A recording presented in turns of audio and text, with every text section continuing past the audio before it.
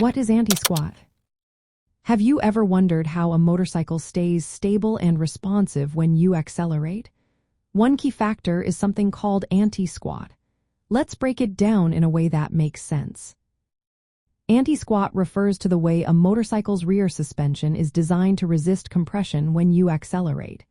When you twist the throttle, weight shifts toward the back of the bike. This natural shift can cause the rear suspension to compress or squat.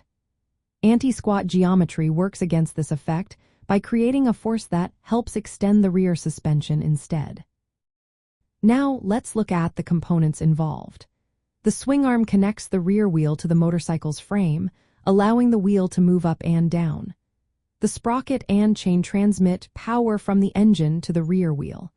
The specific angles and positions of these parts are what determine how much anti-squat is generated. Anti-squat is often expressed as a percentage.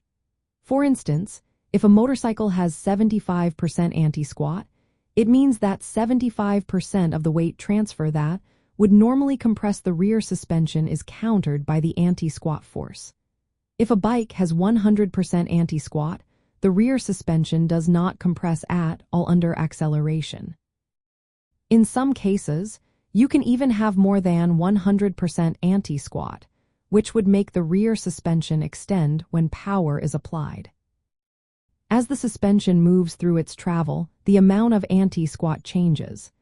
At the top of the suspension stroke, anti-squat is usually at its highest. This helps prevent excessive compression. However, as the suspension compresses further, the anti-squat effect decreases. This means the rear can still compress under heavy acceleration or bumps. From a riding perspective, anti-squat plays a big role in how the motorcycle handles. A proper anti-squat setup keeps the rear stable during acceleration, giving riders better traction and control.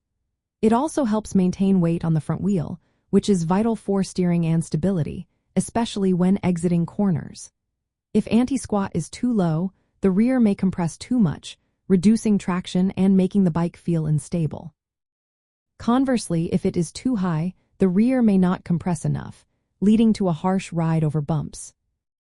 Adjusting anti-squat involves changing the motorcycle's geometry. This can include altering the swing arm pivot point, sprocket size, or chain length.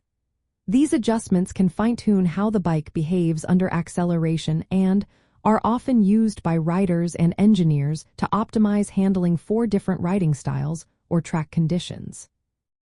Understanding anti-squat is essential for any rider looking to improve their cornering and acceleration techniques.